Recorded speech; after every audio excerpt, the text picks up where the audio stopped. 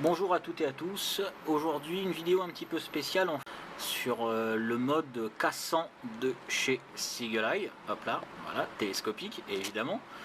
Donc en fait, pourquoi juste un plan large? Car si vous regardez sur la chaîne YouTube, vous allez trouver une vidéo du S300 de chez Seagull. Donc c'est pour ça que je ne vais pas prendre de plan large, etc.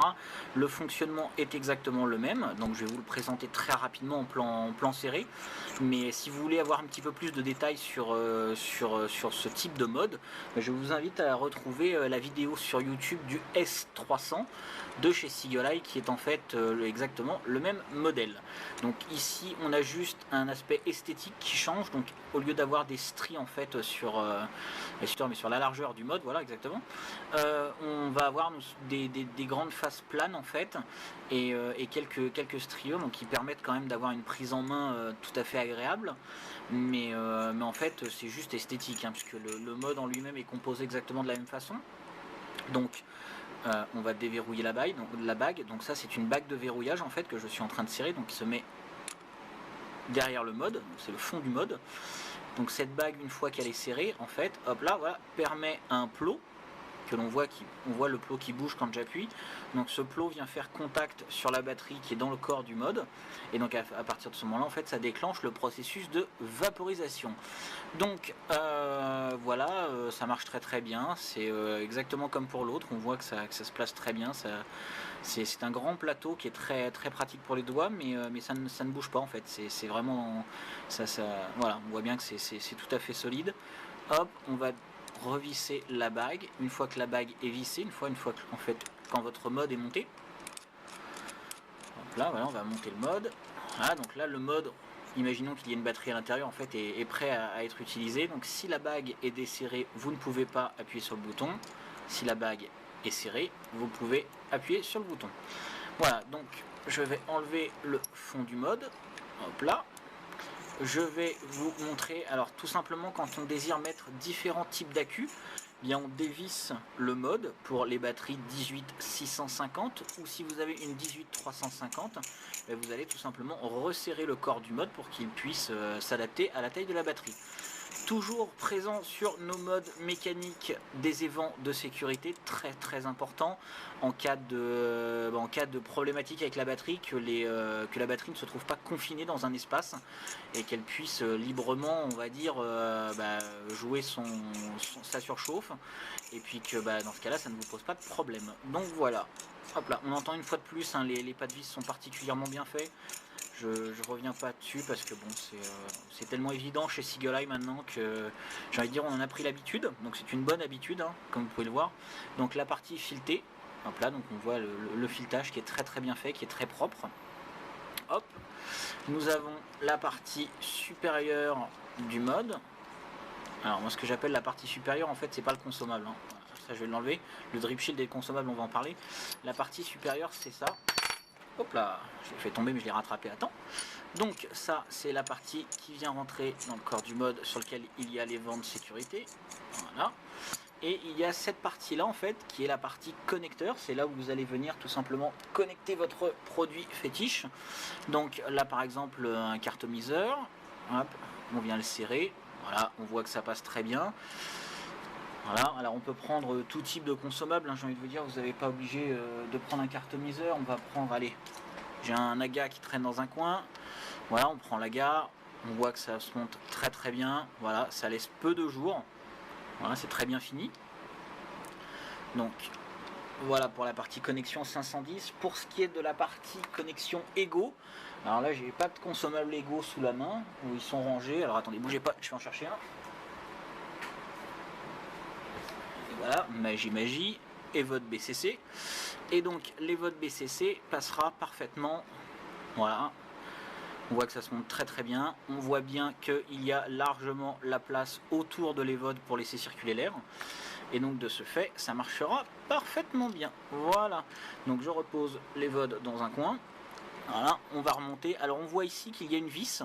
Alors cette vis n'est pas anodine, en fait, elle permet de régler la hauteur du plot central. C'est-à-dire par exemple quand je visse, Je peux le faire avec l'ongle, mais bon, si on fait ça normalement, il n'y a pas de souci, hein, on peut faire ça très facilement. Ça vient régler en fait la hauteur de ce petit plot, ce qui permet de régler en cas de problématique, notamment avec les évodes qui ont tendance à avoir un plot central ici un petit peu haut. Et bien en fait, vous pouvez régler la hauteur pour que la connexion marche. Donc, je vais revisser la tête. Voilà. Je vais reprendre le corps du mode, voilà. Et donc maintenant je vais vous parler d'un accessoire que je trouve très sympa puisque ça permet d'avoir un fini, assez irréprochable au niveau du mode, donc qui est le Drip Shield, donc en fait qui est tout simplement un accessoire qui va venir se mettre à la place de la connexion Ego. Voilà, laissant libre la connexion 510. Donc en fait, vous pouvez, une fois que vous avez mis en place votre Drip Shield, on voit très bien la connexion 510 au fond qui est libre. Et donc ça vous permet de rentrer votre cartomiseur plat dedans. Voilà, et donc le cartomiseur est en place.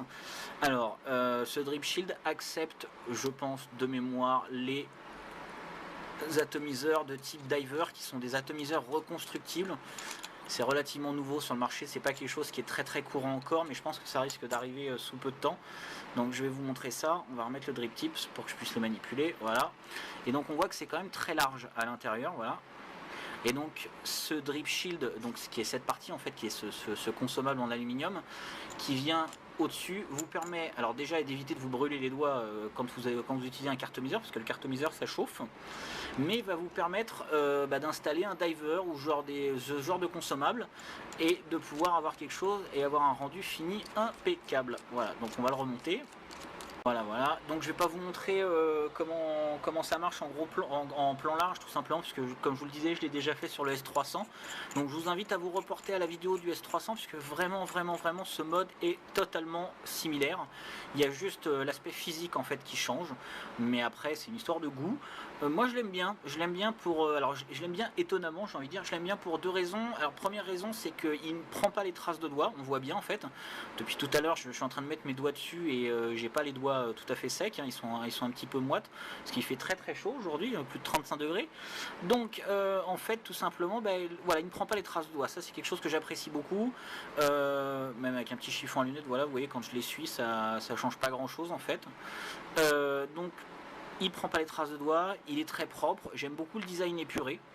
C'est un petit peu plus allégé que le S300, mais après une fois de plus c'est vraiment une histoire de goût. Et ce que je trouve vraiment très intéressant, c'est que le cassant, parce que le cassant est une adaptation d'une autre marque, parce qu'en fait il y a de nombreuses marques qui affichent un cassant à leur catalogue. Donc là celui que je vous présente, eh bien c'est le cassant de chez Seagull Eye, une fois de plus.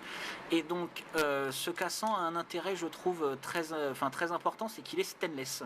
Donc tout comme le S300 que nous mettons au catalogue, ce cassant est stainless. Et chose intéressante, normalement pour l'instant en tout cas on ne le trouve pas en France.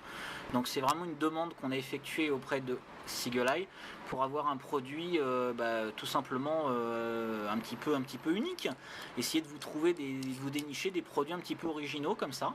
Donc c'est une démarche qui n'est pas simple, qui est faite, qui est vraiment faite, j'ai envie de dire, en partenariat avec nos fournisseurs et les constructeurs, pour essayer de vous trouver des produits qui sont adaptés à vos envies, à vos besoins et puis à la mode, tout simplement, parce qu'un mode électronique ou un mode mécanique suit la mode un petit peu, parce que l'idée c'est d'avoir des choses qui sont un peu raccord avec notre temps. Je vous invite à nous retrouver sur les autres vidéos et je vous remercie pour votre attention. À très bientôt. Au revoir.